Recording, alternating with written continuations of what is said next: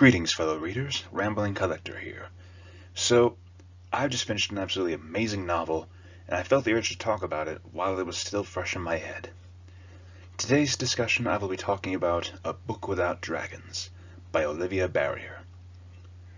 Now, a little bit of fun backstory. I actually met Olivia at a convention a few months back last year. And as a matter of fact, they were a super nice person, and if you'll recall, I actually have reviewed one of their works in the past, that being A Bard's Tale, a short story, not a full-fledged novel like this one is. But if this is Olivia Berrier's premier novel work, I am very excited to see what awaits. And if you're interested to check out A Bard's Tale after this video is over, feel free to click on the link that I'll leave in the description. So, A Book Without Dragons. I will say this much. It starts off when one of our main characters, Chief Snowix in the police department, gets multiple calls from the citizens of Chagrin Heights stating the clocks are all wrong. Now, to indicate why this is such an issue, let me give you a bit of context here. In this world, there is a system known as Unitime, which has taken away the whole problem of time changes, right? The whole world is now united in one system that tells one single universal time. But not only that, it has access to all other systems too, such as medical, cellular. Everything is tied to Unitime. So when the chief starts getting calls saying the clocks are all wrong, this is the precipice that opens up a massive worldwide apocalypse of anarchy and crime. But this is only a small footnote within there, because over time, the world within, it changes. It goes from full-blown anarchy to a peaceful world where people are actually talking.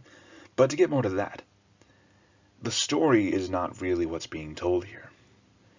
As a matter of fact, this whole story is actually being told from the point of view of many different characters, all of whom are tied together in one way or another, but it starts with 5 separate points of view, which all coalesce into one single view. And if I'm going to be honest with you guys, a lot of these were unique. You have the police chief, Chief Snowix, a man who's on the precipice of retirement, but has felt unfulfilled throughout his entire career, because he has lived in such a small town with little to no crime. You have Willow Ayers, the creator of Unitime, or at least one of a team of 2 creators who created Unitime and is now set about trying to fix it. But he has his own skeletons in his closet that he is trying to keep hidden. You have Zabby, a nickname for Elizabeth, a college student who recently flunked out of a nursing program and is now going day by day taking tables as a waitress whilst struggling and living in a home with an abusive alcoholic father. You have Cider, one of the most surprising point of views, as Cider himself is actually a dog. And I'm just going to say this right now, you guys, that has to be one of the most unique premises for a point of view that I've ever heard of, and it very much fascinated me. But finally, our last but most certainly not least character is Bethany, an author who recently flunked out and decided to take up a desk job answering calls, but feels unsatisfied with her marriage as she constantly longs for a child. But the thing is, this book is entirely character-driven, through interactions, through their independent stories, as they all coalesce around this one single unified event. The day that the Unitime shuts down, the day that the clocks are all wrong, the satellites are crashing, no one can maintain contact, everything is going haywire, chaotic, and yet, even a few days later, life goes on, and in some cases even improves. And if I were to pick some of my favorite perspectives here, I would have to say Cider would definitely be one of them. because Cider's such a good boy, and honestly, you feel bad for him, like he wants just love and attention, but the family that he lives with does not give it to him, or as he quotes, his mommy and daddy, aka husband and wife duo.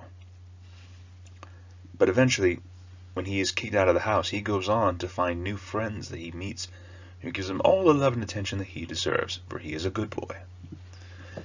But another character perspective that I definitely liked was Zabby. In fact, all of them were fantastic in their own ways, especially with how this one event changes everything. You have Chief Snowick, who's on the precipice of retirement, who now has to deal with a flood of crimes all over Chagrin Heights due to the world being plunged into chaos all across the entire town. Even some people going through the town just to rob it. You have Willow Ayres, who is trying to fix this whole issue, and at the same time you feel as though he is hiding something. And at one point, when he actually tries to fix Unitime, he realizes that it was already corroding itself. There were so many twists and turns and mysteries, such as how did Unitime even collapse in the first place? A program that was supposed to be a nigh unhackable. How long has Zabby been dealing with such an abusive father? And more importantly, does Cider ever find his mommy and daddy again? There are so many twists and turns, and more importantly, the characters drove this entire story. The twists and turns that go through, even the final reveal of how this all wraps together, absolutely had me enthralled for the 3-4 days that I read through this book. I could not, nor did I want to put it down. All of them are special and compelling characters in their own right. And watching Zabby eventually get justice and getting away from her father, choosing to make that step, is heartbreaking, but you cheer for her all the same. Watching Willow, wondering what exactly it is he is hiding. Chief Snowick investigating while dealing with the fact that the bereaved brother of Troy, Willow's fellow inventor who died in a car crash, and how they seek vengeance against Willow for the perceived wrongs that he has committed. And finding out the real reason as to why, is heartbreaking to figure out. All of them were fantastic, especially Bethany, someone who actually wrote a common thread throughout this entire book. A book that she wrote called Quest for the Eternal Dragon. A book that unfortunately flopped with bad reviews and due to the fact that people did not want a happy ending. But Willow finds this as one of his favorite books, and even Zabby has the chance to experience it for herself, and she loves it. The fact that it provides a happy ending. But unfortunately, there's a harsh lesson to learn throughout this book, and that is, not everything is a fantasy. There's a hard, cold reality out there that we sometimes have to learn to accept. That despite how much we want to escape into a fantasy world, the reality is still there. People are still there. And sometimes it can be important to connect to people. But that's also another common theme I noticed was connection. People talking, and in fact, without time, with time seemingly just stopped right there. Time seemed to freeze in that moment. People began to reconnect. They began to talk, reinvent everything before Unitime began. Reinstalling radio waves, everything of that nature, coming together for the first time over a single crisis. And the sad part is, by the end of it, when everything is resolved, everything just seemingly goes back to normal.